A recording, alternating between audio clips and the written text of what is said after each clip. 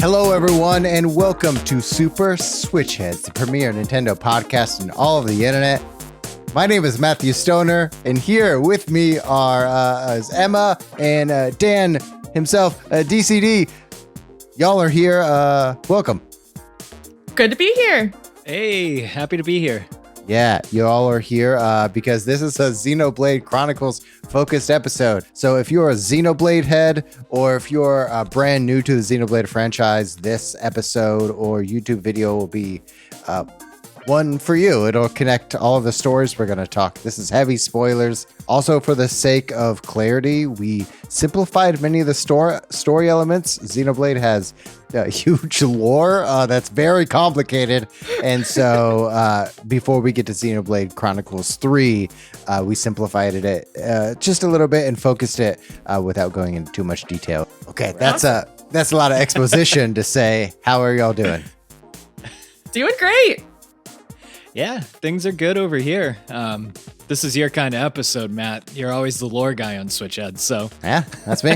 I'm right. Especially Xenoblade lore. Yeah. Especially Xenoblade lore. Well, We've been wanting to talk about this for a while, so I'm excited to do it. y'all are also lore heads. Yeah, Very and nobody much will so. talk to me about it, so I'm glad to be here. Well, we could talk now, Dan. Yeah, exactly. Yeah, let's kind of start at high level. We're talking all Xenoblade.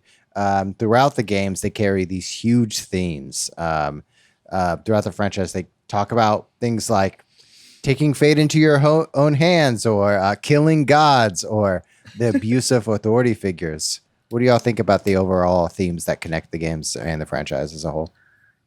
I mean, they definitely have overarching themes and then kind of have specific ones for different games. But they've definitely talked some. I've heard directors talk about the idea of Xeno, like why is it Xenoblade? And that is like Xeno is the prefix for foreign, and this idea that foreign groups coming together and how they interact, and how working together ultimately is usually the answer. Yeah, because they all fight for their friends, Exactly. Yeah, I think there are a lot of things of like that other power that they're using to kind of show that, essence of power or abuse of power by authority figures, like you're talking about, is usually not necessarily the big bad that you think it is. Mm-hmm. Like everything's kind of twisted where just because it's the other group doesn't mean they're actually your enemies. Yeah, this franchise explores different perspectives, typically from the eyes of someone growing up in a small town and seeing the world. And the world is quite complex. It is an RPG. Yeah. Okay. Yeah, that's true. It is JRPG at that. Yeah. I do like the fact that they don't typically focus on just one character and how they see it. You know what I mean? Like seeing through the lens of Jin and Torna and Xenoblade 2 it throws you in a different direction. Mm-hmm. Xenoblade 3, you saw, a lot of we'll get into that spoilery part, but you see a lot of Mio and Noah in their previous lives, so it's cool that it's like a perspective of everybody, and you get to see the whole world throughout different eyes. And usually a good cast of characters, as opposed to just focusing on Hero Sword Boy. There's usually a good supporting party. Always. So, do we want to go through some of the background of how we got to Xenoblade 3 before we talk about Xenoblade 3? Getting into it, not necessarily starting with the first Xenoblade, but just the story that got us to the story itself. Humans in a distant and advanced future, which is about 20XX that they say, so somewhere where technology has advanced pretty far from where we are now. They find a mystical artifact called the Conduit, and they discover that this conduit is a perpetual motion machine with unlimited energy. They refer to it in a couple different ways, but it's this huge power source. Bunch of scientists and this worldwide government create an artificial intelligence computer. So it's got 3 cores of artificial intelligence that are separate, and they're calling this the Trinity processor.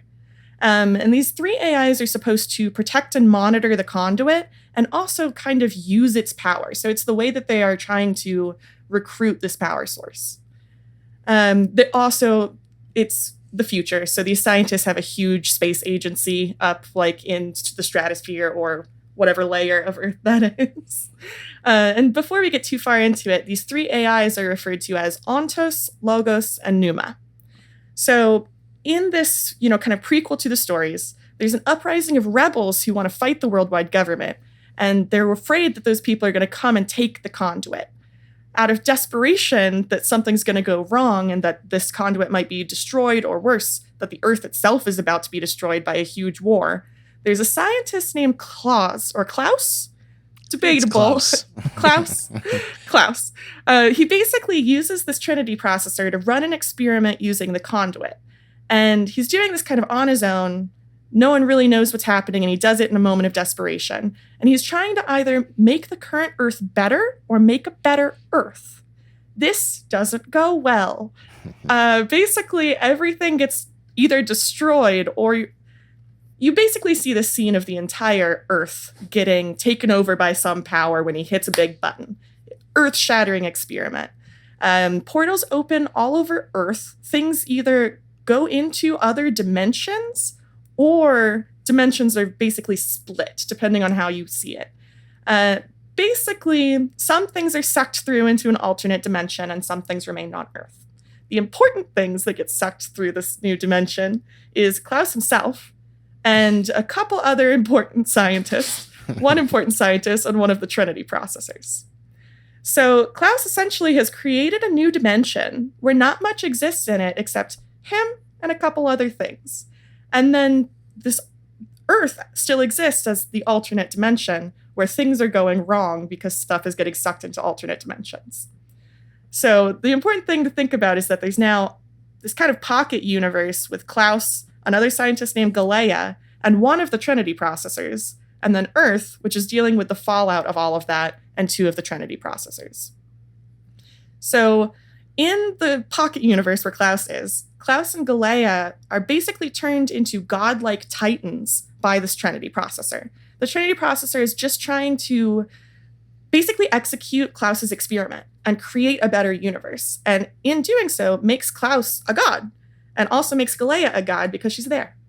So that's one dimension. Meanwhile, you've got this other dimension where Klaus is kind of taken away from, and things are just getting sucked into chaos. Everyone take a deep breath of lore and breathe out lore. That is like such a convoluted way to say what's happening in 5-minute cutscenes in both 1 and 2. Yeah, everything that Emma covered is primarily covered in the ending sequences of both Xenoblade Chronicles 1 and 2. They actually show the same cutscene, but then add on to it in 2. So this kind of like world lore of Klaus doesn't become relevant to the stories until later, but it's super important to the world building. Right. And then at this moment, what also happens, which we learn later in Xenoblade Chronicles 3, that these two dimensions or worlds or universes are actually propelled away from each other. They're traveling away. And later in Xenoblade Chronicles 3, we'll learn more about that. Yeah, you get kind of piecemeal lore building, where at first it's just like, oh, it's a pocket universe. And then later it's like, oh, but the other universe still exists. And then in Xenoblade 3, it's like, oh, they're related.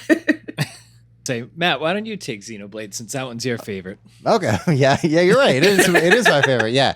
So going from into the new world where Klaus is God, Xenoblade Chronicles is primarily a revenge story where there's endless war against Titan-like creatures, Bionis and Mechanis. They learn about each other. They're fighting each other. But actually, they're not enemies of each other. There's an enemy. There's one true enemy, and that is God, God itself, and that's Klaus. Klaus is their enemy who created them, but is also taking their life force in order to sustain themselves. They go on to kill God or kill Klaus, and they want to do that to remake the world so that they have their own fate in their hands, not being controlled by some other creature or being or God or divine creature, which is what Klaus represents here in Xenoblade Chronicles 1. Turns out what we learn is that Klaus in Xenoblade Chronicles 1 in this pocket universe is actually only half of him. Only half of him is present here in this world, and the other half is in Xenoblade Chronicles 2. Shulk has a Monado. He uses it to kill Klaus, and they are free from the chains of a god.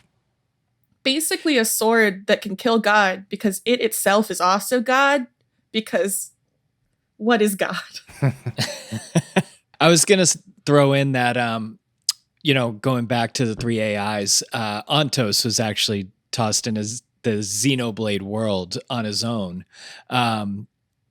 which is Alvis. I thought it was clever how they switched his key to Core Crystal in Xenoblade D. Mm-hmm. That was really cool. So yeah, essentially, it's still the computer using the conduit's power that is creating all these god effects. But Klaus was the main person executing that power. And then when Shulk gets a Monado, he gets the power to also use this like magical computer, mystical object power seeping through the universes. Meanwhile, that is one universe. Xenoblade Chronicles 1. Dan, bring us into this other universe, also known as Old Earth, aka Destroyed Earth, over millennia, or Xenoblade Chronicles 2. Yeah, so Xenoblade 2, you actually see the other half of Klaus at the end of Xenoblade 2, where you see literally half of him. And the other half of him is just hanging out in another dimension. So the other half of Klaus is left in the Xenoblade 2 crumbling world. The origin is the Xenoblade 2 world had unchecked war and scientific progress, where the humans eventually killed themselves and society. So the world of Alrest is just sitting on a cloud sea. There's no land. You have titans that just float above the sea. Everybody's living on the back of these giant monsters named titans. Cloud tried to fix this by flooding aka Noah's Arking, the world with nanobots that filled the air, destroying everything further to eventually rebuild it. And that is the Cloud Sea. And that is the Cloud Sea. This technology created titans from salvaged material, who once again gave rise to life and eventually new humanity. But the Klaus in this world did not trust humanity and also made a new being called Blades, life-using core crystal technology that would collect data and send it back to the two Trinity processor cores that were left, Logos and Numa.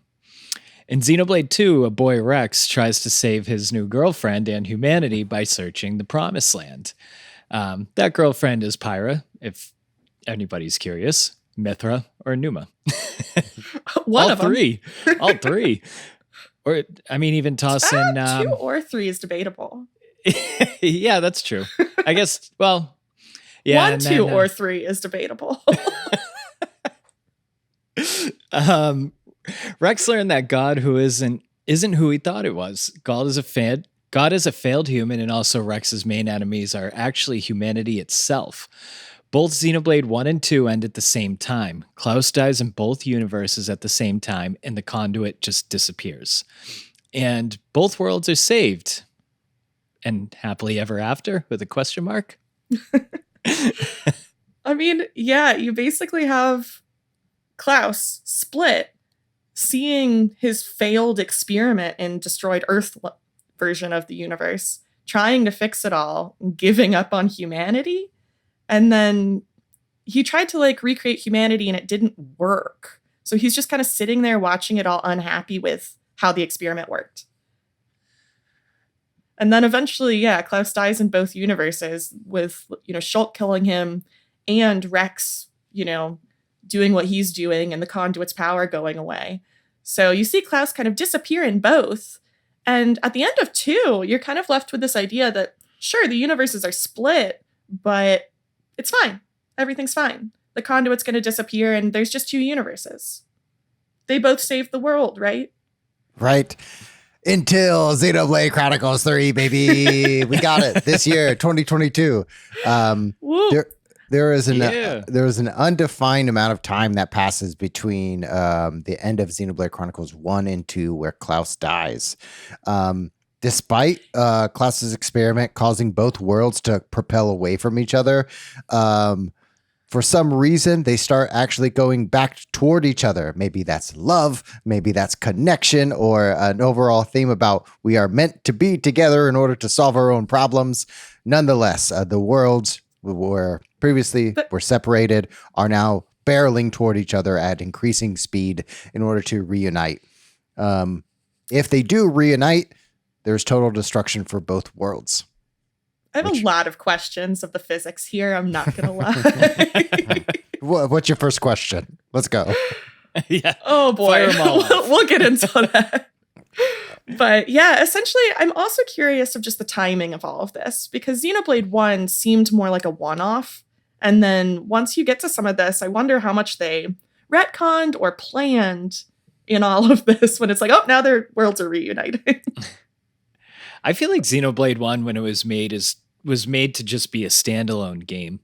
And then kind of the popularity got away from them and they were like, okay, cool, we'll keep building on to this. I thought they were really clever how they tied some, future aspects of games into Xenoblade 1. Oh, absolutely. Like you brought up Alvis/Ontos before, and it's not 100% confirmed that Alvis actually is Ontos, except that in the definitive edition, they put that core crystal instead of a key on his necklace. Right. And that puts a bow on it. Like, of course he's Ontos now. Yeah. The whole fandom has decided he's Ontos, so he's Ontos. Right. I always have questions about the 3 Trinity core processors. Like, who are they operating? Are they operating from their own, intelligence, or are they operating from Klaus's and the scientists' programming? Like, who would be making the decisions from the perspective of these 3 AIs, including Alvis? Yeah, so that's a fascinating question, because it seems like they're going off of what humans want and, not necessarily the computer doing it itself. But at the same time, there's a big mixture in this lore of like what is technology and what is pseudo magic, because you get like these miraculous effects where they try to explain the Cloud Sea of like nanobots. So it's like a technology that Earth created that was then basically turned into a source of ether as we would think of it in a JRPG. So a lot of like ether-based things are explained in a pseudo-technological way where you really have to question like, who has the real power here? Is it the computer or is it the person controlling the computer? Right. The 3 AIs, though, they have the Aegis core crystals where they receive data and that kind of keeps them going, right? So wouldn't it kind of just be they were created to receive all the data from the world that they're in, and then that's kind of what makes them keep going, right? Yeah, but they also were created by humans before the experiment separated the worlds. Yeah. So who designed them and what is the actual program? And if all their data are coming from beings, from other intelligent life, then that would maybe make these AIs also intelligent life because they're using existing data sets from other people. These are larger questions than I Huge intended. questions.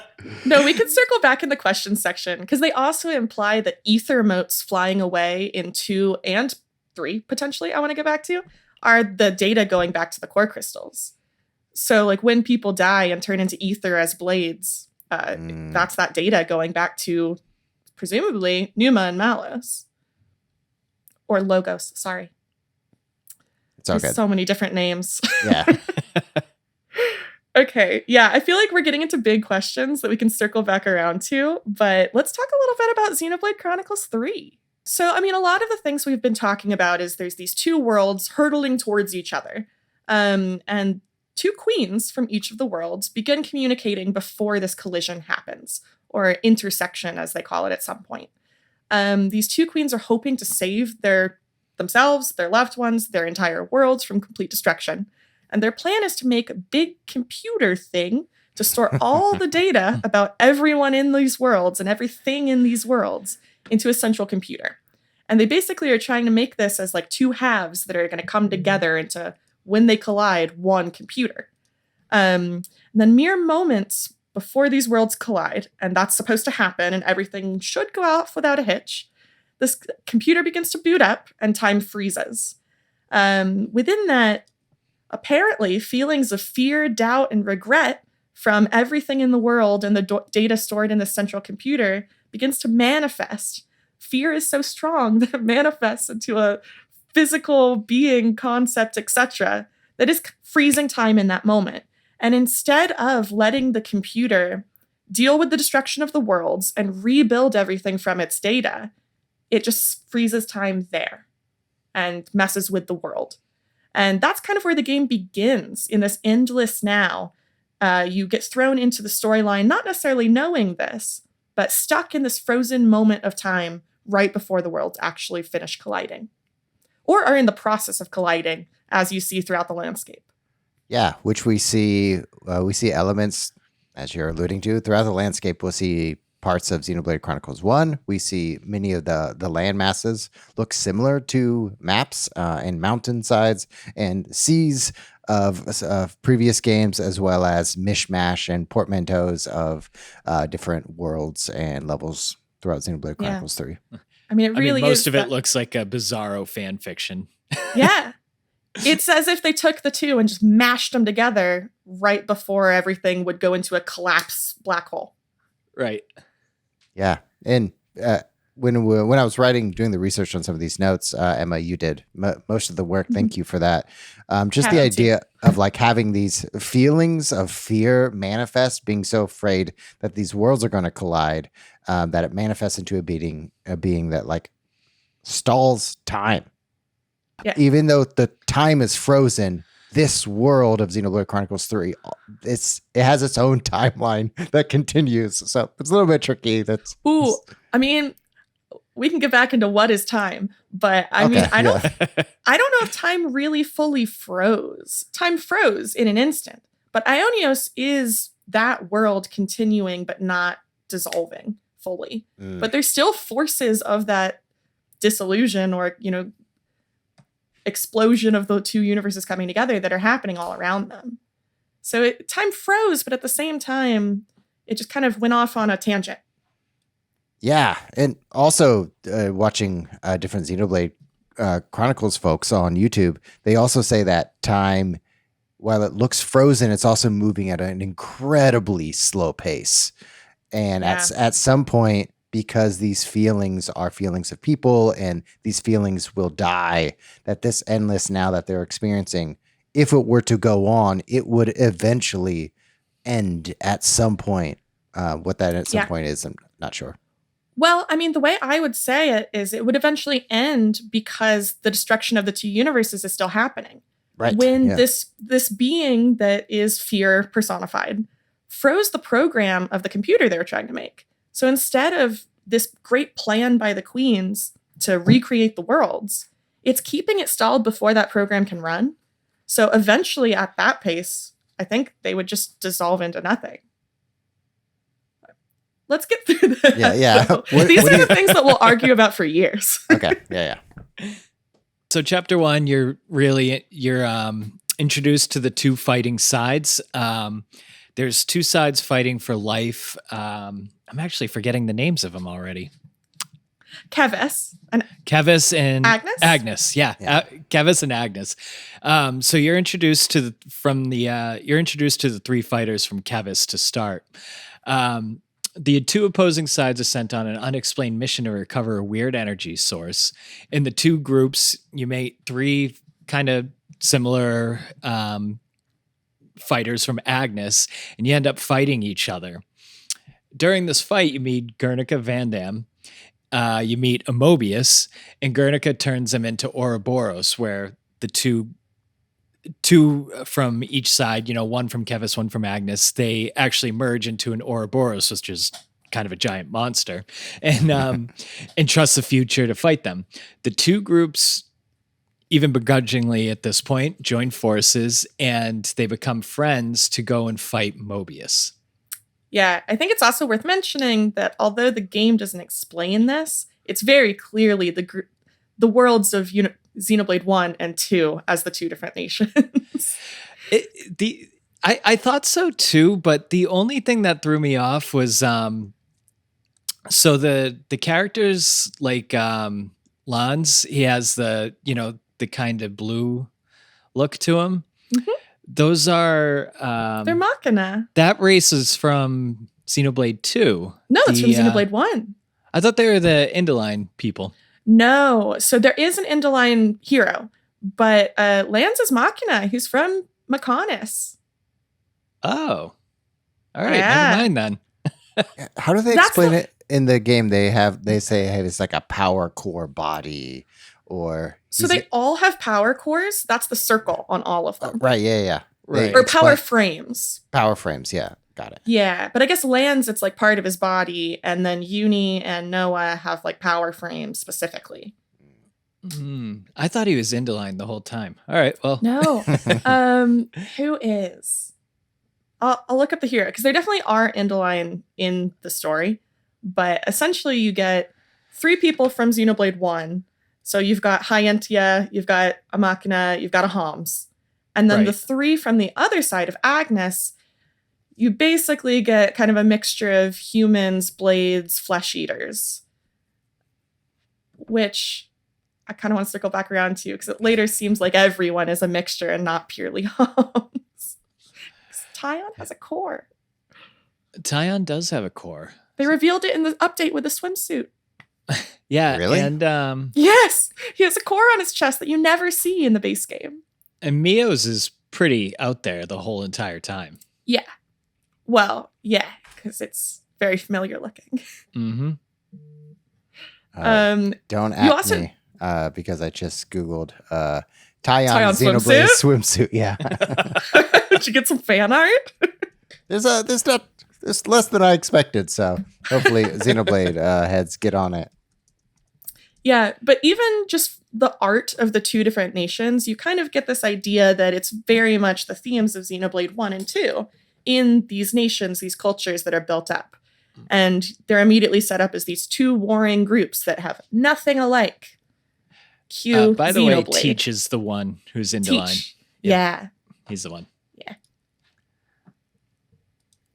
So yeah, even not the main party, you see representations from everything involved in these games kind of thrown together. And none of the people in our 2 parties that have kind of grown up in this endless now really understand that. They don't like see Hyentia different than Machina. They don't have that kind of like racial boundary that existed in 1 and 2. They're just all part of this nation now.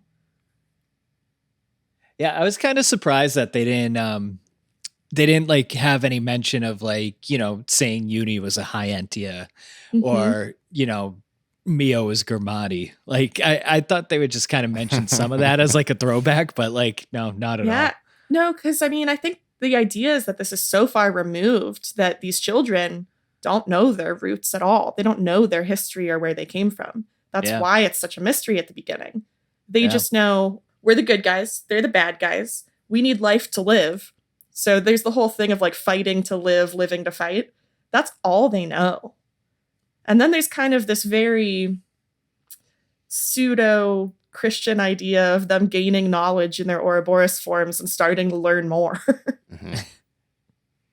Yeah, in their Ouroboros forms, they are interlinked, but only just for a little bit of time. But if they were to stay interlinked, they would explode and die. Yeah. Yeah. And at this point, you know, there's that huge question of like, how's that work? How does any of this work? It's magic, pure magic. If Techno magic. yeah, techno magic. If Rex can have 3 girlfriends, then there's hope for Xenoblade Chronicles 3. Spoilers. Yeah. Okay. Emma, you want to talk about Mobius and Sure. later chapters? Yeah. So basically at the end of 1, you learn what a Mobius is, but then chapter 2 kind of delves more into this idea that there's these bad guys that you don't know exactly what they are. You're introduced to Ethel, an important character, and you get some colony background of just how these 2 nations have been living and, you know, how this whole system works. The team begrudgingly decides to work together. And Guernica Van Dam, when he made them Ouroboros, he immediately dies. But he told them basically, if you want to figure out what the hell's going on, head for that big sword you see in the distance. And figure out, you know, he tells them to go to a city. They've never heard of a city? So, city. They then are basically sent along their way. They're trying to figure out how to get to the sword. And immediately they're kind of hunted down by one of these colonies led by Ethel. Ethel is trying to fight them, but she doesn't really see them as people at this point. She's being manipulated because they all have these irises in their eye, and they're kind of all controlled by some bigger system that the flame clocks are part of. So they fight Ethel. They basically defeat Ethel, and a new enemy steps in, a consul. So each colony is led by a consul who seems like they know what's going on. They then fight their first consul and end up destroying the flame clock of that colony. So the flame clocks are those big clocks that life is going into when they're fighting battles, and it seems to be a life-sustaining force for each group of fighters. So by breaking that flame clock, all of the people in the colony seem to be freed of Mobius's control, freed of whatever the system is, yet we still don't exactly know the inner workings of the system at that point. And that's the big focus of Chapter 2. Chapter 2 was... the end of Chapter 2 is kind of like, you know how every Xenoblade game kind of has that anime moment where it's like this big dramatic scene and then the story kind of takes off a little bit and makes a little more sense. You know, the end of Chapter 3 in Xenoblade 2 was absolutely that anime moment. I feel like this one was as well because you had a little cutscene. I don't remember if it was Chapter 1 or beginning of Chapter 2 where you see Riku who hands Noah the sword that he's just supposed to know what to do with when the time comes. And then this is when the time comes and it's the only sword that can break the flame clock. Yeah. So, you know, it was this big dramatic scene and I always love those. Absolutely. Yeah, he pulls the sword from his sword in order to slice the flame clock. Yeah. So there's swords. So what is a Monado is a great question that we can kind of come back to. But everyone in these worlds can summon blades, kind of like Xenoblade Chronicles 2. So everyone can summon a weapon. And the Ouroboros are special because they can summon their weapon as anything they want, not just what they trained up for. And somehow Noah has stuck a seemingly physical sword inside his blade and can summon and unsummon it from existence, which, oh boy. That's the power of the Monado. Would seem so. I mean, I think that's the hand-wavy way to be like, yeah, that's why it's possible. And lead us. Yeah, fire away. Let's go on to Chapter 3, which is titled Sophronias. And you begin to learn more about Tyon's past and Kamaravi, the kind of antithesis of Ethel. So big, fancy dude from the other side. So through all of these, like Chapter 2 and 3, you're kind of getting background of the different characters and what their side stories are and learning more about them as people. Uni has this whole side thing where she runs into her dead self and starts to realize that she's not the first Uni that's existed and that maybe she's died before, and that's traumatic as hell. You'll also learn that Mio is older than the group by at least a year and a half, and she's getting close to the end of her 10-year lifespan. So that becomes a huge focus at this point where they're like, oh, we're all doing this just out of curiosity, but like we need to hurry up, actually. There's a deadline here. They then go on to fight another colony. They learn that one of their childhood friends from the Keves group named Yorin is alive, insane, and part of Mobius. I also want to point out that like there's side story happening all over the place. So a lot of different colonies that they go through, you're getting little bits of everyone's story, but I'm not going to include it in all of the overarching stuff. Yeah, you definitely learn a lot about like what's going on. And I mean, this game is separated into these giant exploration areas, and you kind of learn so much about the colonies there. I mean, you basically fight a consul in every hero side quest. So you learn so much more of the story beats in these like side quests throughout the whole game too. Yeah, and you're picking up hero characters, which bring their own stories and perspectives into the grand lore of it. Right. Chapter 4 is called Life. They lay the groundwork for kind of this battle between Ethel and Kamaravi and this kind of idea that the two groups are meant to fight each other and what does it mean to be freed of that? You know, if they've been taught they need to fight each other their whole lives, how do you then move on and not do that? There's a lot in this chapter where the team is kind of actually coming together as a full team, not just being from Kevis and Agnes, and really kind of learning to trust each other, work with each other. They decide to actually keep going for their fallen comrades and move forward and try to get there before Mio reaches her timeline end of her time. This kind of accumulates with them going after the Kevis castle. As they get close, the consuls are manipulating things to basically have Ethel and Kamaravi stop them before they get to the castle. Ethel and Kamaravi are forced to fight each other in cool, big mechs. And their answer to how do we have freedom in a system where we're told to fight each other is to basically take their own lives by killing each other, which is intense and like actually very romantic. They then have that traumatic scene, decide to go infiltrate the Kevis castle because they're building a giant weapon to use the black fog to destroy things, which we'll come back around to black fog. They learn that within this castle, there's a bunch of cradles, which is a system for growing new humans. And I'm saying that as every possible race, as, people. They kind of are now understanding this idea that Uni was figuring out of like, whenever they do die, they're reborn as the same people without any of their memories. They realize that their queen is a fake and a robot, and that mysterious strangers are coming to steal cradles from the castle. Big scene. Yeah, when the scene happened with the robot queen, you think it's Melia, right? Like the whole time. Yeah. Like even in the promo. Like Melia has the mask. All the promo material, everything leading up to it, you're like, this has to be Melia. They didn't exactly say it until, a certain point. And then when she ended up being a robot, I was like, damn, that's disappointing. I called it. I was waiting for that. It's like, no way Melia would be this bad. Yeah. Did y'all expect that, or were you actually surprised? I was blown away. I think it's just a really cool concept where, they don't really understand how things work. They're starting to get an idea of how things work, and they're like, okay, great. We have to go take out the castles because the people leading this whole thing are the bad guys.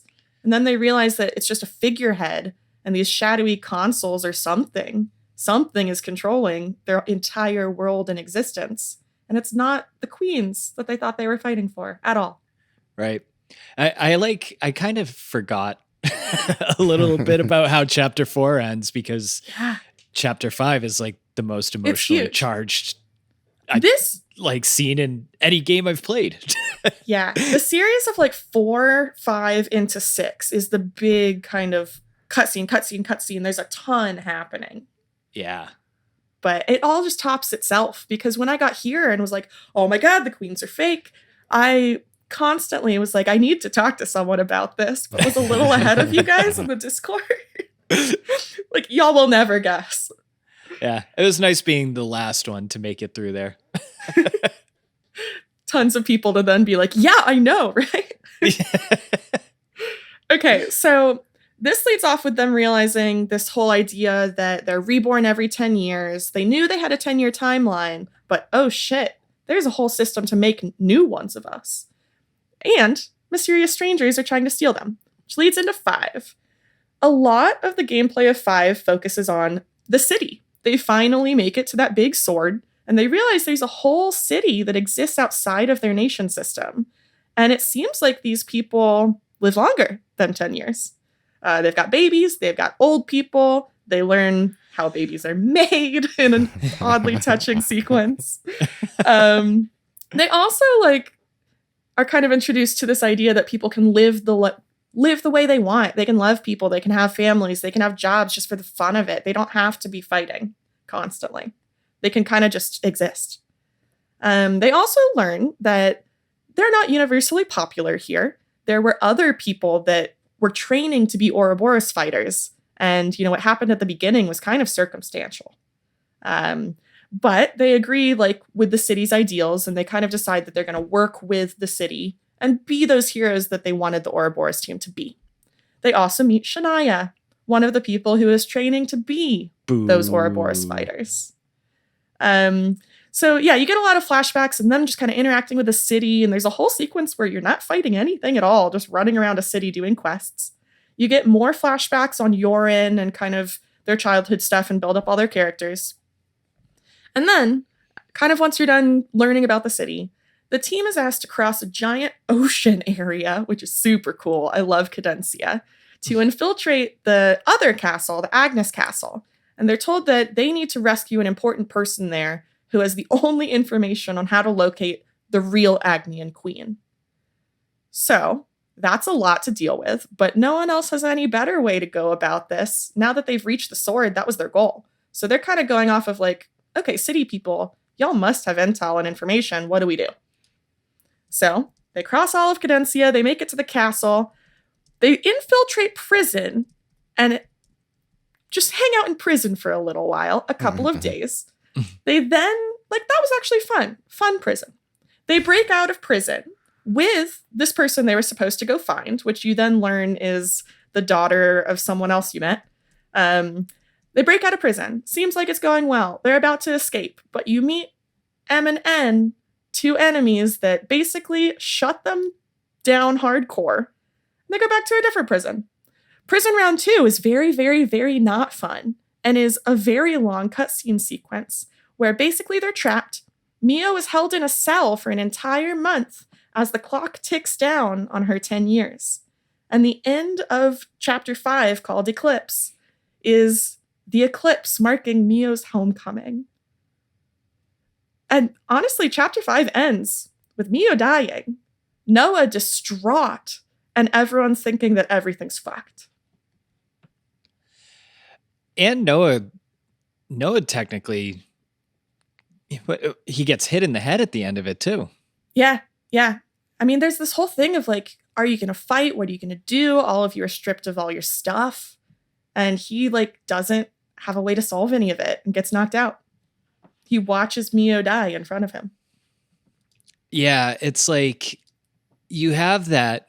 I mean, what is it? An hour long cutscene of just them being in jail. And, looking back, there's kind of, the conversations that Mio had. They're a little different when you rewatch it because she's talking about her time with N.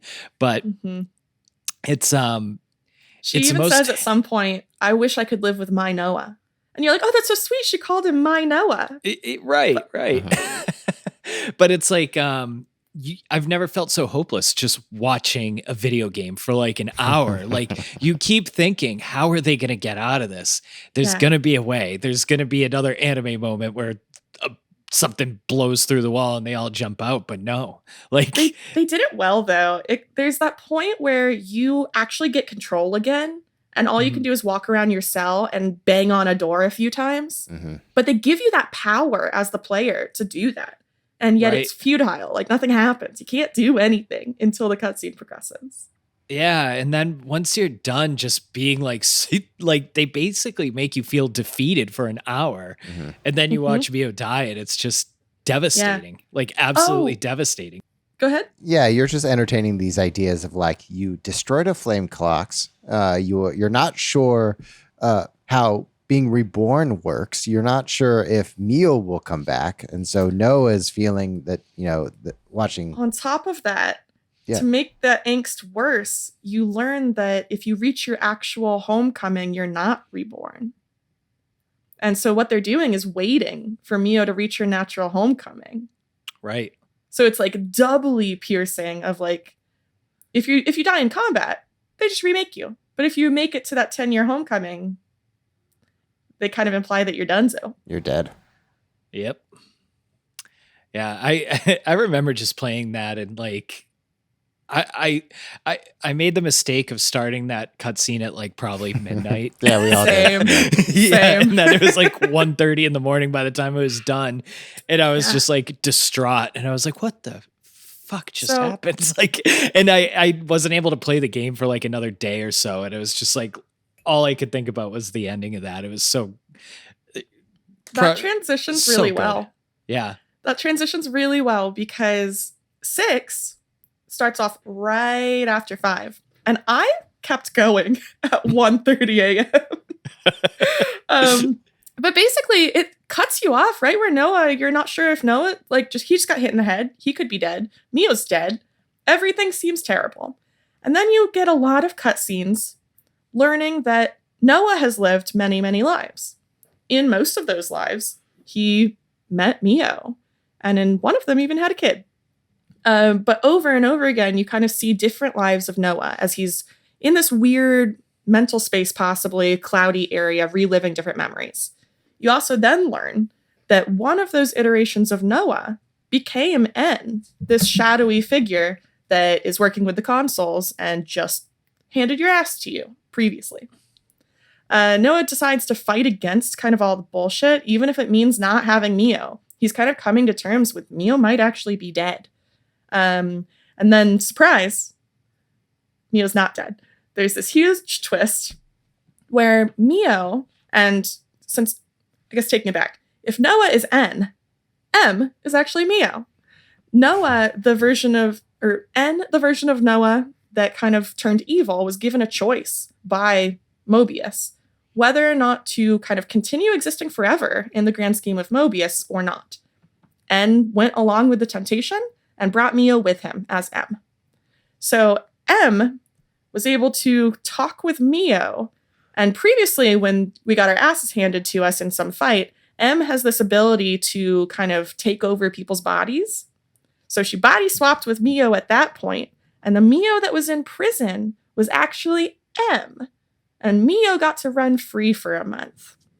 So the Mio that died was actually M, not our Mio. So our Mio is still alive, but in M's body. That's all craziness. Yeah, and correct me if I'm wrong, like, it is unclear how long M, as in Mio, how long M and N have been alive. They've been alive for a long time. A while. Yeah. So the seeing and learning about the death of M is not our Mio, but just like there's like this grim sense of relief where someone is finally, after suffering for so long, they're allowing themselves to embrace death. Also, like, there's a huge emphasis put on the fact that N chose for both of them. M, Mio, didn't choose to live forever. N did, and just made her exist with him. So it's kind of her being like, that's not the guy I wanted to live forever with the decisions he's made. Love him, but this is not how I wanted life to go. I'm okay with passing it on to you, our Mio. Yeah, and even just a side story on N, like, assuming that these are real people, N is given this choice with as much knowledge that he has of this world. Of course, you would want to take the option of living forever with your partner or with your friend, forever, right? To have unlimited power and unlimited life. Especially when it's kind of implied that the Noah that became N was starting to realize, like our party members, this cycle and how it works and how it's futile and how he can't win. So he was eventually just faced with this choice of like, well, if you can't beat him, join him. And he took it. Yep. So that's great. You realize Mia's still alive. N is horrified that, his wife essentially is now dead. And then you are kind of unsure of what's going to happen. Our Ouroboros team kind of gets out of their situation. They're ready to fight, take on N. That all goes off without a hitch, and you think everything's great. But then Shania shows up. Shania, this person who, through side stuff, has kind of shown that she's not the biggest fan of our Ouroboros team and another hero working with us. She's like, y'all can't win. I don't want y'all to win. I decided to work with the bad guys, and we have to come out of this on top. Shania basically fucks over everyone in the city, tries to kill the city. You realize that the city is actually also a Pharaonis, these like metal titan things, and can move. And then Shania dies. Shania kills herself. Everything's bad. She shoots herself. It's pretty brutal. Yeah. She killed herself in order to be reborn and a consul, right? Is that what her? Yes. That's why she did that, right? Well, I mean, you don't quite figure out all of that there. It really seems like she's ready to end it. It's unclear. Shania is a weird character. So Shania betrayed them before. In the whole prison break sequence, there was so much to talk about, I didn't mention it. But Shania is one of the reasons they get captured and trying to break out of prison. She basically shits on the whole team and is like, you know what? I've never actually liked y'all. I'm going to go play with the bad guys. And then when things are not going her way at the end of, this homecoming experience, she basically is like at her wit's end, kind of going crazy. And it's just like, no, I'm fighting for the system. She decided to work with the bad guys and she thinks this 10-year thing is fine. Fighting forever is fine. She's kind of bought in on the whole idea. So she's like, well, I'll just kill myself and then I'll be reborn, like you said.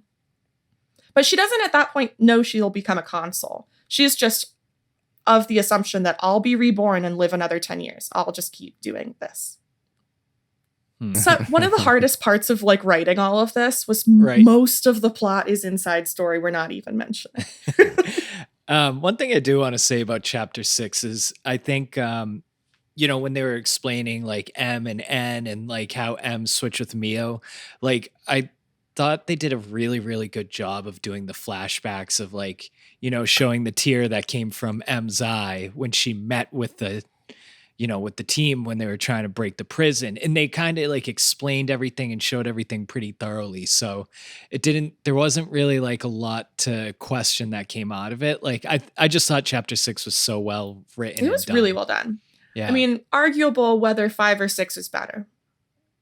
Yeah. I mean, it's all, so good. It all could have been the same thing, but those two chapters blend together so much. Yeah. It's just one big continuous story. They were just so well done in chapter 5 and 6. I gotta say, it's one of my favorite gaming experiences. It was so good. Chapters. That was a crazy 2 hours to go through the end of 5 into 6 and the cutscenes and everything that's happening and some boss fights in the middle of it. But by the end of it, you're just left oh my God, what just happened? Okay, so 6 isn't done. At the end of 6, the team goes to actually find the Agnian Queen. They did get the information they needed out of that prison. So now that they're free and everyone's alive, they go off to the Cloud Keep, as it's called, and meet with the Agnian Queen. They also meet another hero. There's tons of heroes, but you kind of get this backstory on the old best friend of Mio and Senna. So they get to the Cloud Keep. They meet they find that the Agnian Queen is there, and then lo and behold, Mobius shows up, shoots the Agnian Queen. Mobius, this time, ends up being a Mobius named D, and Yorin, who is threaded through as, this kind of enemy of the original Keves team. And this is where you get the head of them fighting against Yorin, being why'd you become Mobius? How did our friend go over to the bad side? There's a very common theme here. And they eventually do get through to Yorin. Yorin kind of has a change of heart and sacrifices himself because D and Yorin were interlinking. They were going to blow everything up. And then Yorin basically throws them off the side so the explosion doesn't kill everyone. Yeah, the plan there was for Yorin and D to stay interlinked because interlinking is a limited time event. But if they stay together for too long, then it causes the annihilation events. Annihilation event where they would annihilate all matter and antimatter within the range of this world. Mm-hmm. Yeah. So I feel let's just keep going because we're getting to the point where I want to talk about how all these things actually work. But there's one more chapter. So chapter 7 is called Time Moves Again, which is relevant at the end. You actually get Queen Nia. Nia gives a lore dump. She explains all about this origin, this big computer they were trying to build, and how the queens were talking to each other and going to make this system, and what the original plan was for saving the 2 universes. You finally get all that information. Basically, Nia and Melia had somehow learned of the impending doom of their universes, communicated, built origin. The team goes on to build a better boat. It's an important part of Chapter 7. You spend a lot of time building a better boat. You also learn some stuff about a character named Chris, which was important to Noah's story. Isn't ultimately that important in my opinion, but that's something you deal with. The team then focuses on invading Origin, which is in the middle of a giant swirling ocean that no one thought to look in for the big bad guys. They fight in, save Melia, and then fight consoles X, Y, and Z, which consoles X, Y, and Z are the only ones that seem to actually be made up of fear. Like that idea that fear is creating consoles. It's this, manifestation of all of the fears and worries of the population that create Zed, the big bad guy. X and Y also seem to not have any human origins, which is why they also have the purple thing on them. It's also just funny that the end sequence is you fighting something that's X, Y, and Z. Essentially, the team, by fighting all the big bads, allows Origin to do its thing and let time flow the way it was supposed to, the program that the Queens had come up with, which commences the actual physical destruction of both worlds the way I see it, which is Ionios. Ionios was the two worlds colliding. So they let that happen, and then Origin is supposed to kind of recreate or pull apart the worlds again. Since it had all that data to do so. That's its original intention. They're just letting time flow again. So you see them kind of growing apart on land somehow. There's that touching sequence of them at the end where it's like, love y'all forever, bye, maybe never see you again because we live in different universes. We could talk about that. Mm-hmm. And then it gives you this cutscene of everything returning to that moment of the intersection of Noah in the middle of this courtyard. Except he hears Mio's flute and wanders off into the distance, and you're given some hope that maybe they can meet each other again. End. Oof. Again, it's so emotionally charged. That was the saddest ending I've ever seen. It was so sad. Because I don't know. It's just it's sad the because last 5 chapters, you're just crying the whole time. Yeah, the Origin, which is a supercomputer which contains all of the data, personalities, emotions, fears, and bits and bytes. It contains all of this. They have the technology to have the worlds launch them separately. It's tough because if they have that technology, then you might think they have the technology to keep the worlds together. No, you're right. Honestly, it's really sad because the characters at the end are making that choice. They've been given all the knowledge by the queens of what's really going to happen, and they are allowed to make that choice. And all of them kind of have agreed this system is not the one we want to live in. And if we want to continue, with any other future, this is what we have to do. We have to let time move. Otherwise, we're still perpetuating that same idea. And it's nice because it is recursive. This whole idea that Zed is built out of fears of moving forward.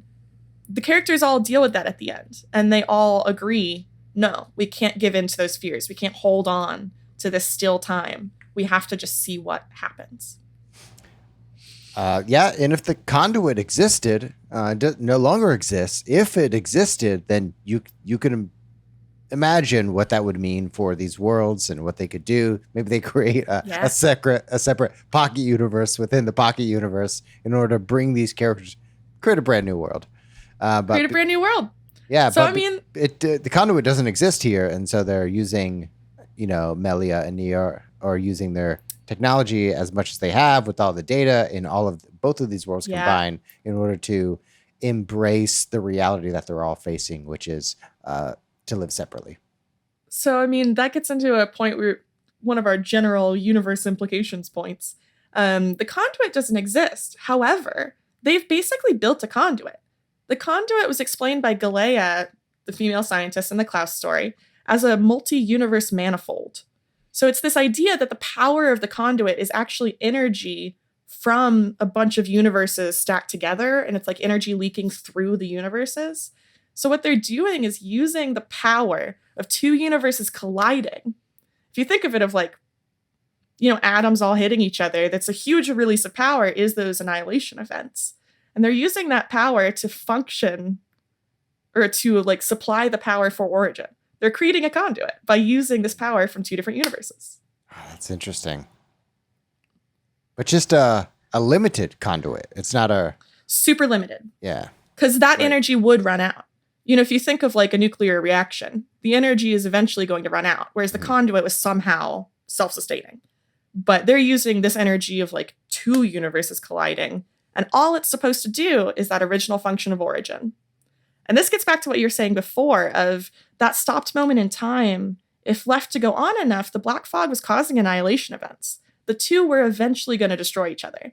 But they needed to let Origin do its thing, use that power to recreate the universes while that power existed. Since you mentioned the Black Fog, we see Black Fog for the first time appear in Xenoblade Chronicles Definitive Edition. Time Future connected. Yeah, thank you. Future connected. Yeah. Time is completely made up in most of these stories to connect them.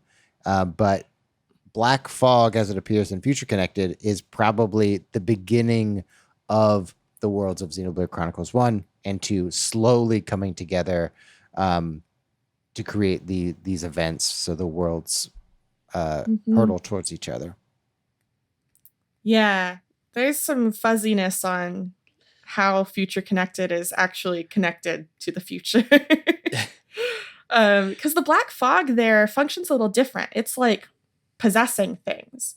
And at the beginning of Xenoblade Chronicles 3, you see the black fog, or you basically, when Ethel doesn't see them as people, she sees them as black fog monsters, which looks a lot like what's happening in Xenoblade Chronicle or in Future Connected. Connected. But then they never really get into that. And once you move past that Ethel scene, that never happens again. Do you think that's something that could be explained a little more in the DLC?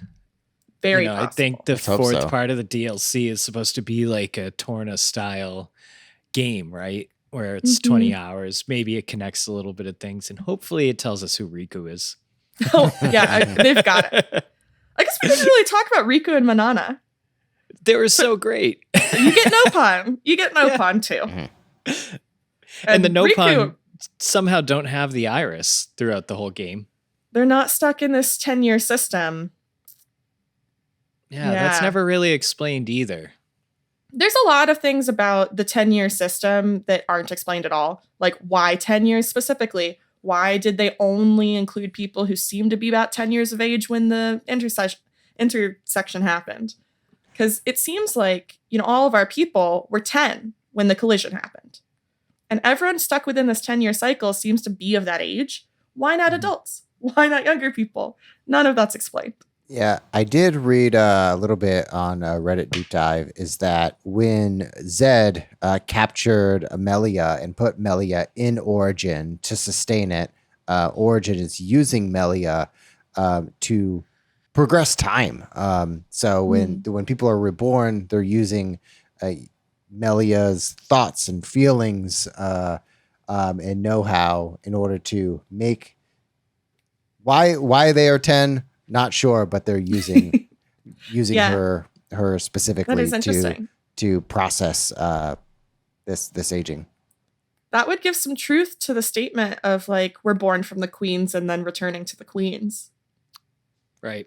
But I mean, it's also interesting just how like core crystal technology comes into this. Core crystals are a big thing from Xenoblade Chronicles 2, which, contain the memory of a single blade. But here, all of Origin is made of core crystal technology. And they even explain that they were originally communicating between the two worlds through light. And they're using light to store data. So somehow, all the amazing engineers that apparently exist behind these Queen's teams were able to use core crystal technology to save all the data of their worlds. Pretty cool. So we've touched on a lot of our kind of questions. So I think that's most of the general universe stuff and going through the plot, which is a lot on its own. And we've barely touched on the story. Like there's so much happening on the sides, a bunch of characters we didn't even mention. But there's a lot of unexplained questions, which is, I think, the fun part of lore. Going into all of this, we're always like trying to connect things between games. And this is the kind of stuff that we don't have exact answers for, but let's speculate a little bit. Let's go. Yeah, what's the first Love one? it. Where do we start? How did they become queens? How is Nia a queen? Melia makes sense. Oh, I don't think that's a lore one. I think it's kind of just she was the most popular character in Xenoblade 2. It's called Free and Fair Elections, Emma. Okay, sure. And she did have her core crystal that she could just keep going and going and going. So maybe That's true. Maybe that's part of it too. Just made sense. But I think it. knowing that they are queens of their entire world. That worries me a little. You have centralized power with Melia, and Nia. I'm sure they're fine. They're great people, but centralized power, that scares me.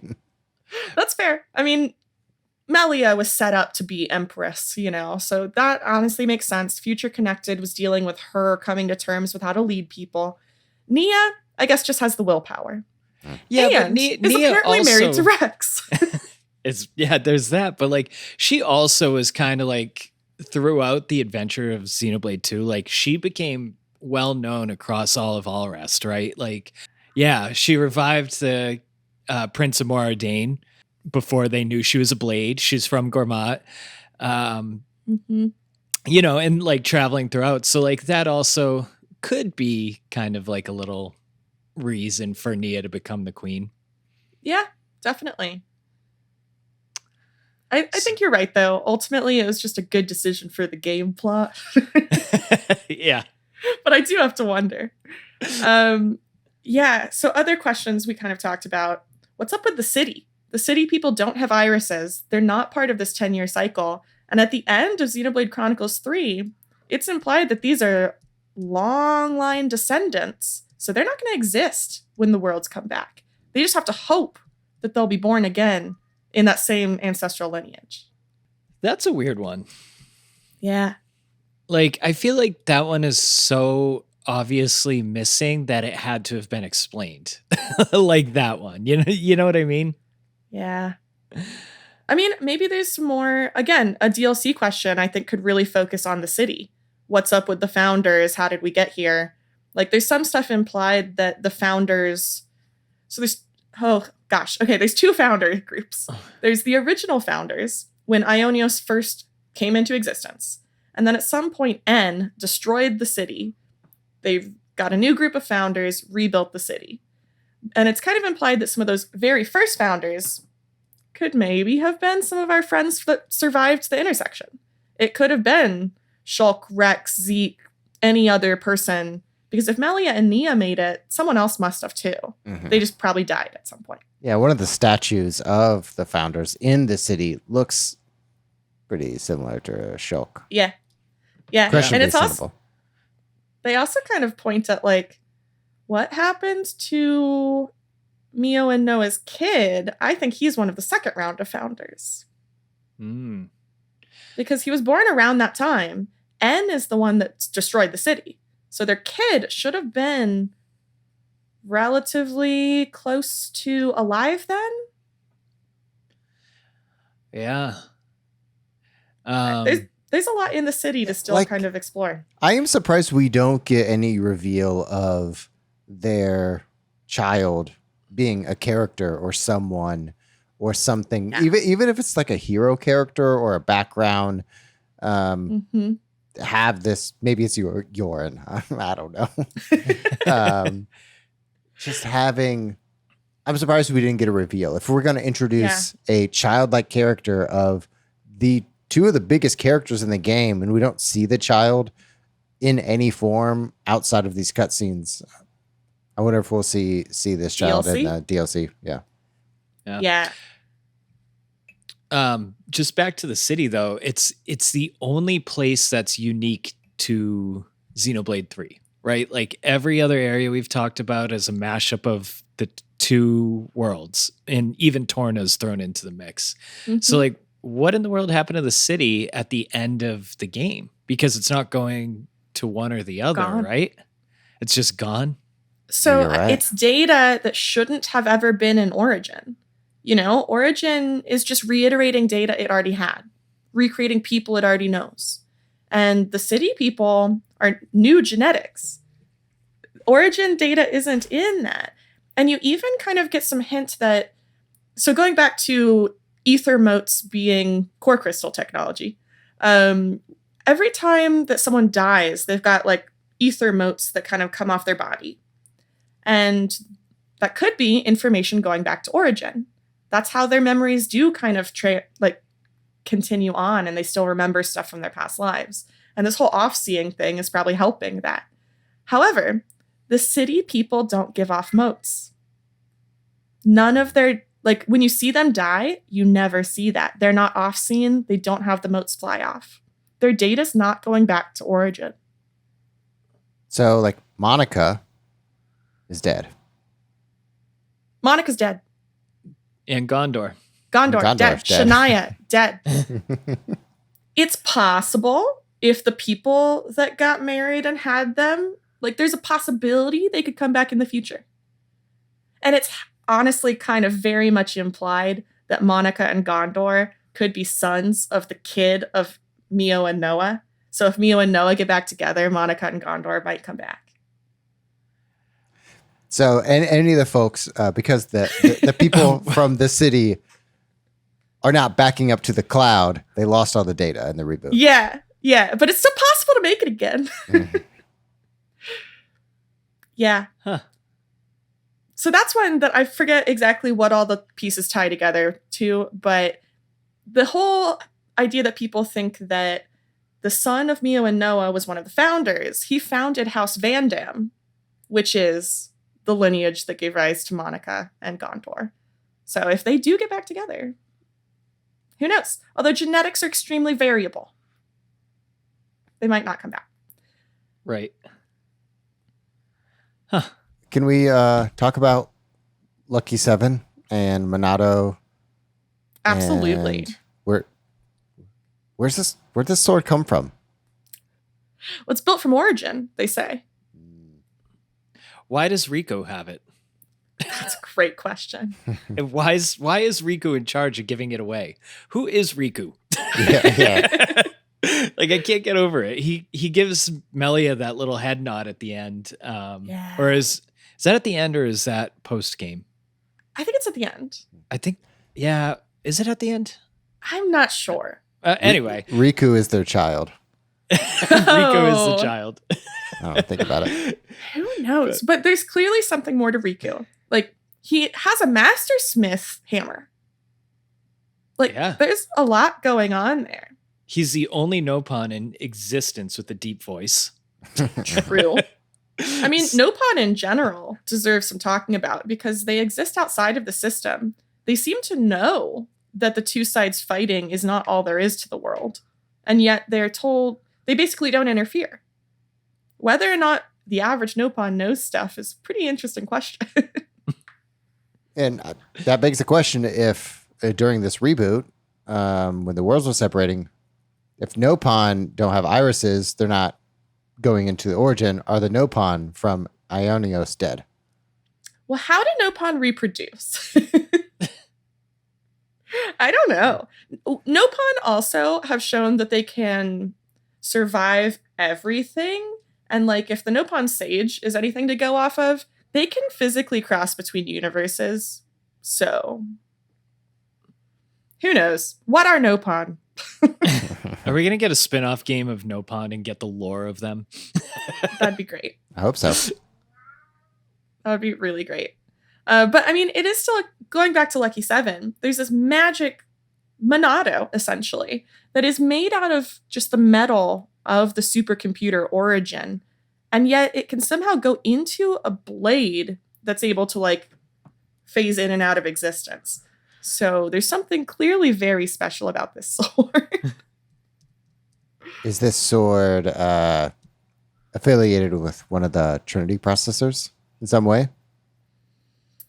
Maybe all of them. That goes into another thing of where the Trinity processors.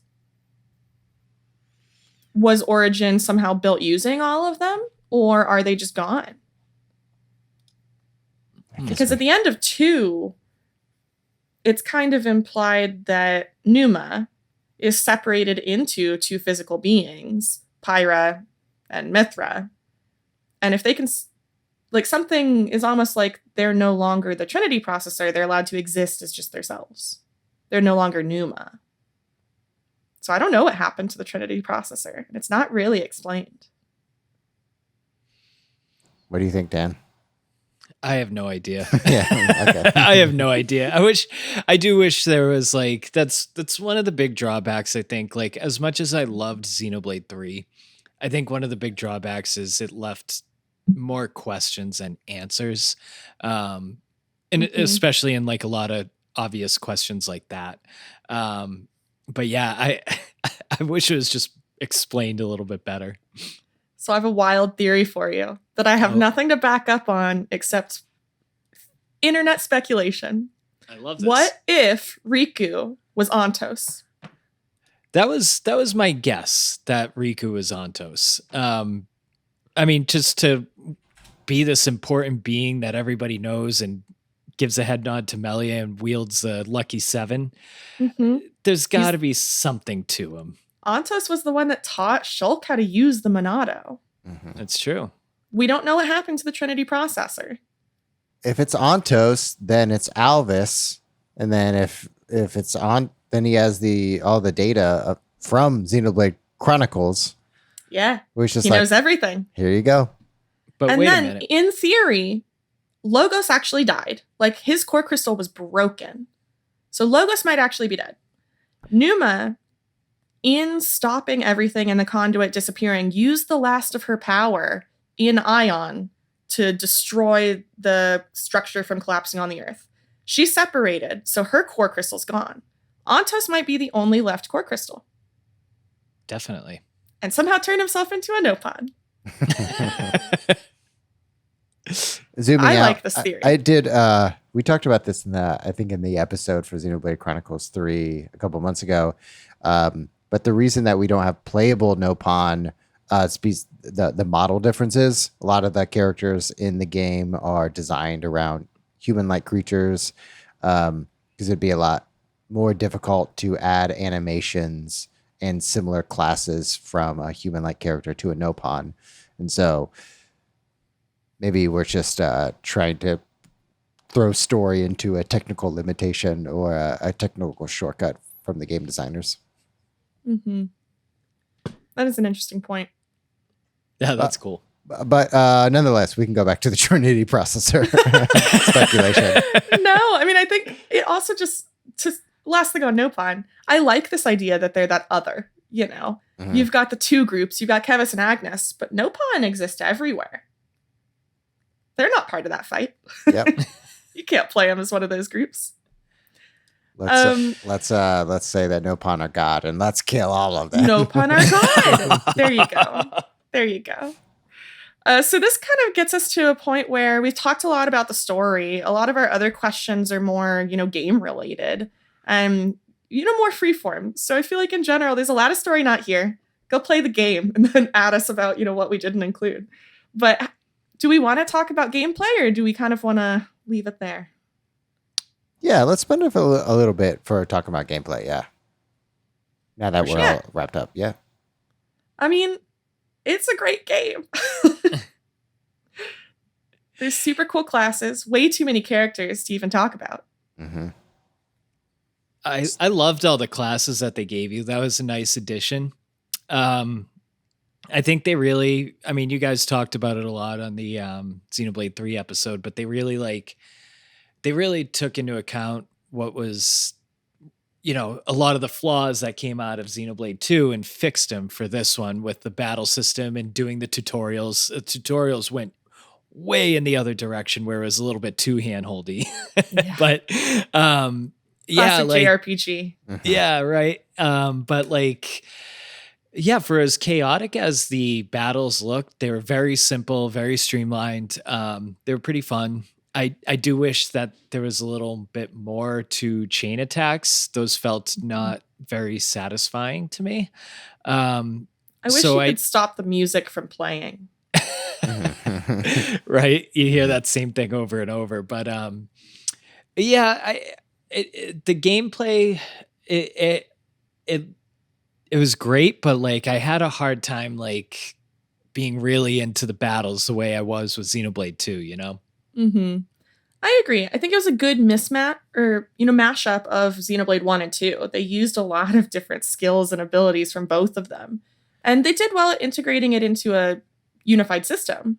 But then you could always kind of quip about, did it do it the best way possible? Was one of the earlier versions better, etc.? But I loved the classes. I loved being able to switch between them all. That was so fun. Yeah. Mm-hmm. I do. I really liked Trenton's class too. Which one? He was the soul eater, so you like learn the enemy abilities. So he was like the most customizable hero. Like he was so much fun to use. And that's also a great like late game thing when you just want to fight big monsters. That's the whole point of that class. So it's a really fun way to explore the map more. Yeah, for sure. Which also I wanted to talk about maps. I feel like a lot of places the maps were huge, but stuff we'd already seen before. Did y'all feel like you liked the maps? Was it a good amount of variability? Or did it seem like it was kind of just reusing a lot of the art we'd already seen? I think I go back and forth on this. I think what Monolith Soft what they have done to release upwards of like 4 games, including Torna, in this franchise over the last little more than a decade, like is incredible. Like if Square could do this with Kingdom Hearts, like that fan base would be thrilled to have as many game entries into the franchise. From a cost saving perspective, from making the game better, I totally respect and get the idea of reusing assets in order to save money, in order to release games quicker, and then add on to the game where you can.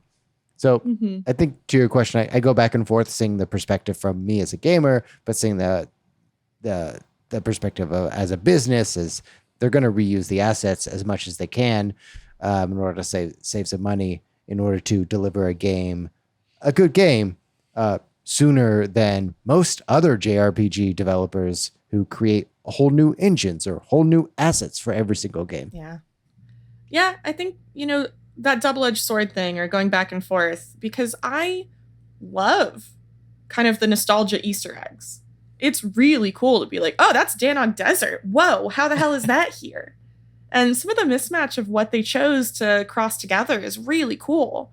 Yeah. But I did kind of feel at some places it's like, okay, yeah, but I want something new. I actually personally loved it. I like you guys said, like it's cool to see the Easter eggs. The maps are huge. They were expanded so well. And I never really felt lost in them, which sometimes when these maps and worlds are so big, like you kind of just get lost and it's a little overwhelming. Outside of Cadencia, I didn't really feel that. You know what I mean? Yeah. At least they gave us a boat. Yeah, they gave you, and then it became a really fast boat. But it was like, I really enjoyed like revisiting everything and, being able to just like explore how big these areas are. Oh, totally. And it was neat to see those landscapes used in a different way. Like the Titan hand that's just laying there as kind of mountains and things. Yeah, it really gives you an idea of the scale.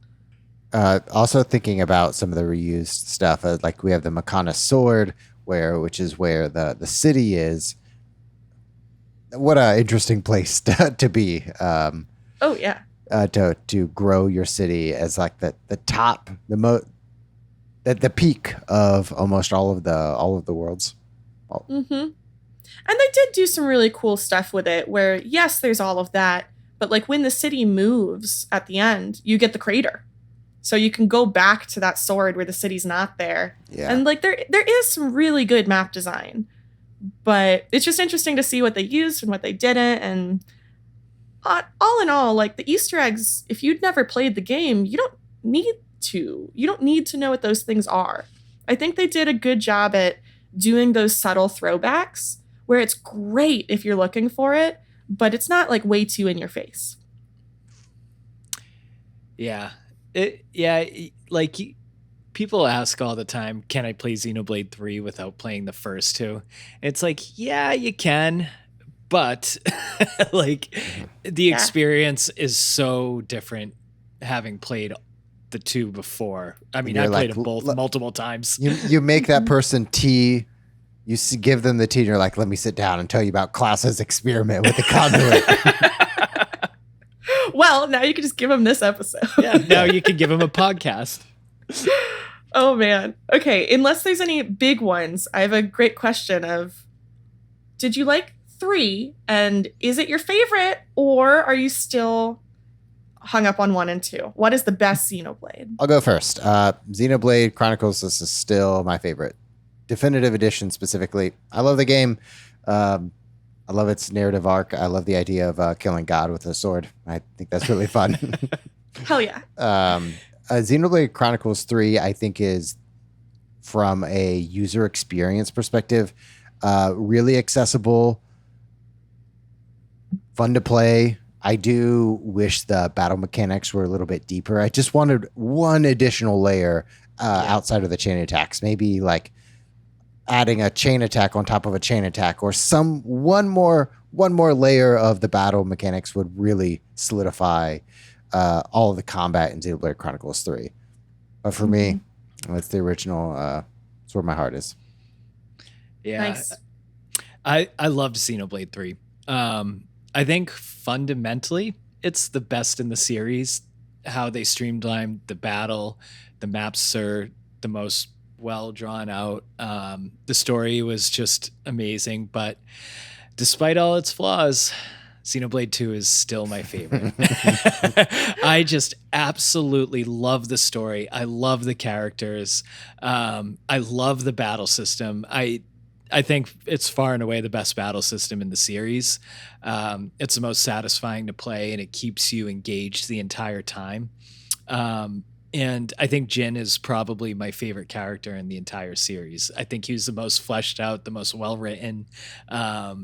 You learn to love your enemy at the end of Xenoblade 2, and then like a little bit more in the DLC in Torna. So, I've played through Xenoblade 2 twice, and I can see myself playing through it again. Yeah, I think I have to agree with you. Xenoblade 2 is ultimately my favorite. And it does have more of like a campy style, and it was a little anime for people, but overall, the story is so engaging. And the gameplay, I think you're right, like getting orbs on enemies and planning out your chain attacks in that complicated way. So dope. Really satisfying when you make it work. Good. It takes 20 to 30 hours to learn how to do the combat mechanics, but once you learn, it's super satisfying once you pull it off. Super satisfying. And the story just is really good. The characters are fabulous, and it got me. I think Xenoblade 3 is a fabulous game. Will I play through it again? Yeah, probably. Definitely. But 2 still wins. Yeah. I mean, they're all just such amazing game in their own right. I've never played X, though, so. Oh, true. I haven't played X, and I feel bad about that. Oh, wow. I'm the only one who's played X. X is also great. It explores similar themes of being a person in a foreign land where you don't know where you're at, or you're fighting for your life. Also, giant mechs. Hey, love those. God, Xenoblade X does great because you see the mechs, but you don't get them until like 60 to 70 hours into this fucking game. It's so far. It takes so long to get them, but once you unlock them, it's cool. That's hilarious. Thinking about the future, where do you think Monolith Soft or Nintendo will take this franchise? I think they're just going to make another series. Like, it'll be Xeno something else. I think they're done with Xenoblade. Xeno Dagger. Yeah. Xeno Knife. Yeah, I think they were pretty transparent about that, right? Like, this is the last one in the Klaus series, so yeah. They Whether or not they make another thing like Xenoblade X or some kind of offshoot, that might be possible, but I think you're right. The Klaus saga is done. That makes me sad. Yeah. Maybe we'll have the Alvis saga. Yeah, he's in some other parallel universe now. Or just a full Riku game where they still never explain who he is. There you go. I'd play that. Me too. I mean, ultimately, that's what it comes down to, is I will play whatever they make. I hope they make a wonderful game and that it retains some of these things that I love about how good their stories are and how neat these battle systems are, but I'm curious to see them play around and, do whatever is next. Yeah, I mean, everything about these games, like I know we say that, like I've said that, there's so many flaws, and especially in 1 and 2. It's just like the gameplay is so much fun. The stories are always, always so good. Like you can say one of those stories is my least favorite, but I still loved it to death, to the point where I've played it multiple times. It's just like every aspect of the game is just, it's so well done, and it has to be played by like any JRPG fan. You know what I mean? Yeah. Like you said, anything that they make, I'm buying it day one. For sure. And I mean, there's still DLC. So we're kind of jumping the gun there, because they're going to still be doing more challenge mode. The like set aside story on its own that they're making isn't going to come out until like end of next year, or before end of next year. So That's a there's good still point. some time that they're going to work on this game and develop a little bit more. Yeah. When does the DLC come out? The next one is supposed to come out by like March or April, and then the other one would have been like fall of next year, but they released this first or the second wave earlier than they said they would. Yeah, it was like 3 months earlier than they said they would. Yeah. It's supposed to be December. So if that's the track we're working on, by mid next year, probably. Yeah, so looking on Nintendo's website, Waves 3 and 4, 2023. Wave 3, April 30th. At the latest. It says April At the 30th, latest. Yeah. We get So a we might get it. challenge February. battles, a new hero. Wave 4, which includes the brand new original story scenario, by the end of 2023. Yeah. So I mean, we'll get it at some point before then. But I am curious to see, like, there are a lot of holes in the story that we pointed out that the DLC could deal with. They could also do something totally left field. But there's a lot of space in the lore for them to still play with a good DLC. I just hope they do it in a creative way that lends to the battle system. Like, Torna played with the battle system. I don't know if they're going to do that here, or just like give us more lore story. Mm-hmm. Let's play through the eyes of Mobius. Ooh, Or Riku. that'd be cool. Yeah, or Riku game. Or Riku.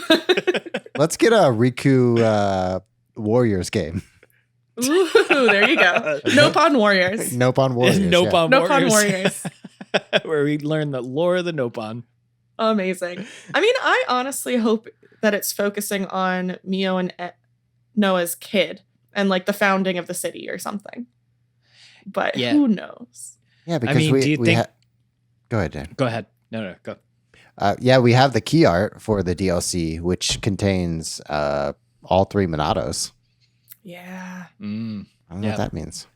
Well, I was Rex- kind of hoping that they give us Rex and Shulk as heroes. I was just going to say Rex and Shulk are coming back as Because heroes then for you'd sure. be able to wield the swords. Right. Do you think there's any chance of like this not being the true ending of Xenoblade 3 and the DLC kind of brings everybody back together somehow? That'd be cool. You know, I mean, right? Can they leave on such a sad note, or can they give us the happy horse shit ending? I don't know. I mean, I'm kind of tempted to let them play in this space of leaving us sad. That's interesting for a game to do. You know, Xenoblade is so good because its story is so deep and like actually makes you feel things. So I'm kind of okay with that in a way, but I would love to see what would happen in the future. Like, do the 2 universes actually exist in a space they can communicate? How did they actually separate?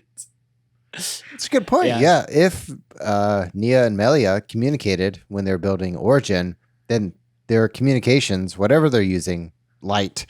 It could still exist. Likely that technology will still exist. Yeah. And I mean, if the universes collided, I still don't know, did they create 2 new universes? That seems recursive of like, those are going to collide again. What if these worlds exist in the same universe now? Yeah. Endless questions. Endless questions. There's one thing I don't think we brought up, and I just wanted to ask. So Mio's definitely Rex and Nia's kid, right? Oh, hell yeah. Yeah. Like She looks so I don't think we much talked like about Nia. that. That's true. We really didn't. Yeah. I mean, so that really comes up post-game. In the end credit sequence, you see that picture of Rex with his arms around his 3 wives with 3 babies, and then Go everyone Rex. else from Xenoblade 2. And that's the only reason that you might think Rex would be the father. It's one like picture. However, all of Nia's post-game content is her basically being like so close to saying, Mio, you're my daughter, but not being able to say it. Right. And they look identical. Nia's core crystal looks like Mio's flipped upside down. Right. She basically looks so much like her that everyone thought that Nia might be in Xenoblade 3 when we first got art. She's got to be your daughter. So if Mio, all right, so we said that like everybody was 10 years old when the worlds collided. Mm-hmm. So that would mean, Nia had Mio 10 years before this. Yeah. So this timeline must be pretty recent to the end of Xenoblade 2, correct? But also that picture showed a grown-up Rex. Mm-hmm. So I'm assuming they didn't immediately go have babies. Right. Maybe like what? 10 years, 5 years after the end of Xenoblade 2, and then on another 10. So it's like 15 to 20 years after it ended. Rex is our youngest protagonist. Like, he was a baby compared to Shulk and Noah. So I could give it, honestly, like 10 before he actually, like, married Nia and had a kid.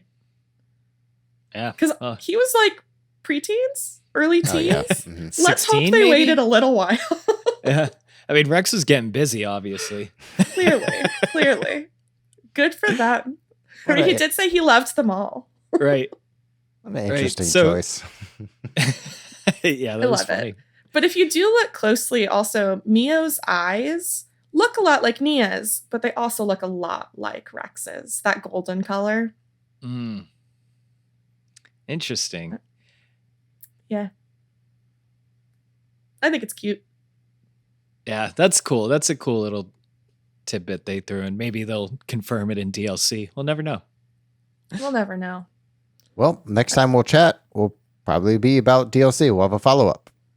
Hey, sounds great. Would love This that. has been so much fun. I love just chatting about these things and, the story we were going through on the Discord, but it's so nice just to hash it all out. Yeah. Thank you so much for y'all for being here. Y'all listening to on Super Switch Headz a very Xenoblade focused episode. Thank you for that. My name is Matthew. You can find me on Twitter, MATHYOU. Emma, where can people find y'all? I'm Emma Brockway. You can find me as Emma Brockway a lot of places. I don't have a consistent handle. Really, the only social media I use is Twitter. You can find me there at DCDM99.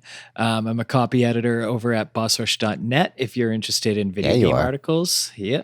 And if you're on the Switch Headz Discord, I'm DCD. I'm Emma. Hell yeah. Come join our Discord. Come talk about Xenoblade in the JRPG channel. Thanks so much for listening. You can find us on all of the platforms, on Spotify, on Apple Podcasts, or on superswitchheads.com. And then on Twitter, we are Switch Headz. That's Switch Headz with a Z, as in Z, as in the enemy of Xenoblade Chronicles 3. It was all planned. It was all planned. Thanks so much for listening, y'all. By the time you're listening to this, it's probably the holiday season. So happy holidays to you and yours. Go buy your loved ones Xenoblade Chronicles 3. Yeah. And watch them cry the whole time. Yeah, exactly. There you go. Thanks so much, y'all. We will see you next week.